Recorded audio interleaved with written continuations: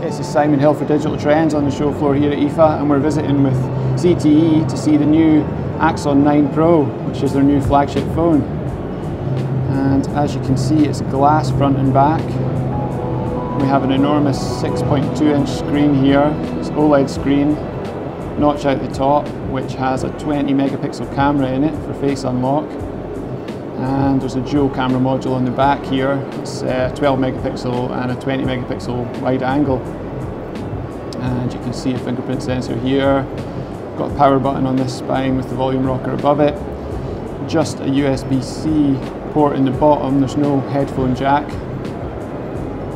And like every other flagship this year, it's got the Snapdragon 845 inside it. But that's paired with 6 GB of RAM and 128 GB of storage. Now, the main thing that ZTE are talking up with this phone is the screen, and they want to make it a multimedia powerhouse. So there are also dual speakers, a speaker in the top there and one in the bottom. I'll see if we can get a video up. They've been doing some work with AI to improve the way that video is smoothed out, so they can upscale the frame rate basically. I don't know how well you can see this in the video, but on the left hand side we've got normal content, the right hand side is HDR, but it can also upscale from 24 frames or whatever up to 60 frames. And that's going to work not just with movies but with games as well. So you should get a much smoother experience. And the screen does look really great. I mean, this is definitely the main selling point of this phone. Now, it's near stock Android. There are a couple of additions that they've put in here, mainly in the camera app.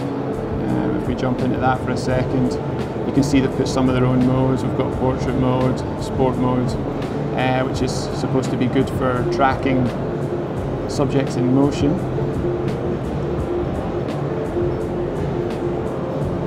Now it's Android 8.1, we're not sure when it's going to get the Android 9 update, but it will be coming at some point.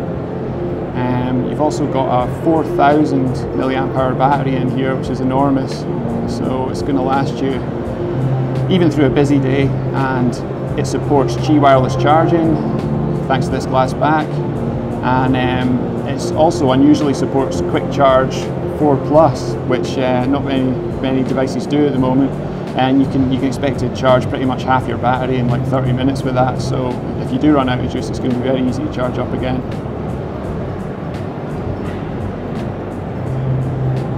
And we're going to have a full review for you just as soon as we can get a longer hands-on with it. But it looks like quite an exciting phone. It's initially just come into Germany, and we expect it to roll out in some other European nations for €649. And no word on whether it will come to the UK just yet, but we'll keep you posted.